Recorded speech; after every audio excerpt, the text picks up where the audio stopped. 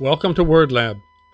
In previous videos, we looked at how to organize the files and the overview of WordLab.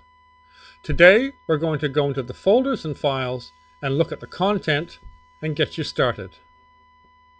The first folder I suggest you go to are the reference folders, and within that, there's the file called the implementation guide. If you open that, as the name suggests, you can use this implementation guide to get yourself started in the classroom. Simply follow from step 1.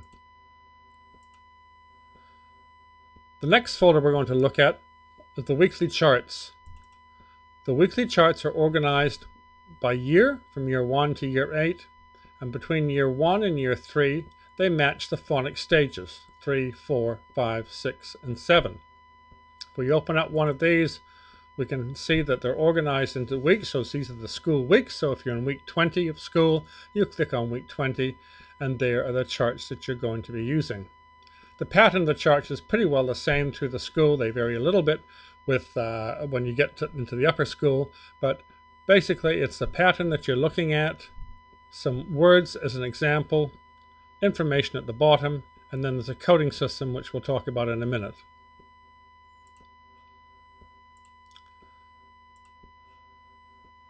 Beneath that, we have the alphabetical charts, and this is very useful, especially when you're teaching phonics and you want to find a particular chart that matches the phonics component that you're teaching for that particular day.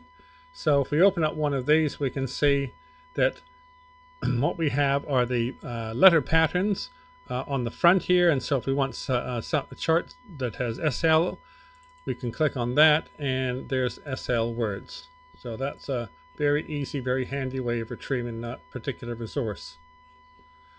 Beneath that, we have the R words, and the R words are in alphabetical order. And this is something that you might have use for if you want to know if a particular word is within the R words within the whole school. You can retrieve it quickly from here. There's also the charts weekly index, and as I pointed out on the side of one of those charts was that coding system, and that's what it relates to here. If we have a look at this one here, we can see it says 21, which is chart 21. The pattern is AL, and there are 6 charts using AL. So that's another way you might like to retrieve these particular charts. Beneath that, we have the assessments, and the assessments are simply a list of documents that have all the words that need to be learned for that particular year. Then there's the differentiated instruction guidelines, and this gives you detailed instructions on how to cater for your high-level and low-level spellers. WordLab differentiates its instruction, though most pupils do take part in the main part of the instruction. There is differentiation within the individual and group time in the second 10 minutes of the lesson. They're the R word tiles, and these are the words that are to be learned for that particular year, and they're displayed up on the wall so they're visible to everybody. So these need to be printed off and placed on the wall. The R words yearly, and you'll want to print these off. These contain the list of the words that particular year level are responsible for, and the children have a copy of this within their exercise books.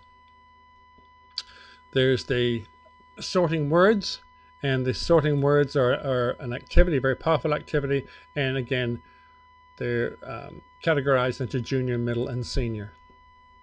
The teaching routines are a really important set of documents, and these give the teaching routines for teaching the R words and teaching the charts. So you print off the one that corresponds to the level that you're teaching. The weekly plans, much the same. They correspond to different parts of the school, and they're your plans for the whole year, all done. The word inquiry study chart, they're broken into junior, middle, and senior, and this is an investigative tool that your pupils can use when they're studying a particular word. They can learn about all sorts of aspects of that word. There are the Friday assessment activities. There's the progress graphs, and this is to keep track of the phonics development in years 1 to 3. And then there are a series of spelling chants, and this is a fun way that the whole class can learn to spell words.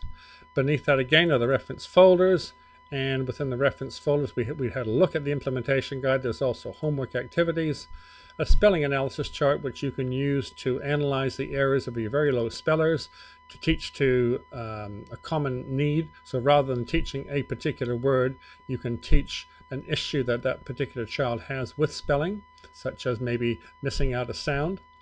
How to transfer your correct spelling to writing, how to use WordLab in composite classes, a peer coaching guide. So one colleague might like to observe another teaching a WordLab lesson and coach him on what he's done well and where he needs to improve, or you can use the guide for self-coaching.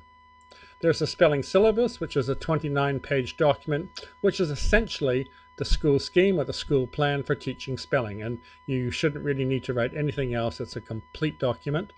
Then there are the FAQs, which contain a wealth of information on all sorts of topics to do with WordLab, and we suggest that all teachers read through those questions to begin with. And then there's obviously a parent letter, because you're going to have to communicate to parents about the change that you've initiated in the school by using WordLab. So that's an overview of the WordLab, and in the next video what we'll be doing is looking in more detail how to implement the daily lesson.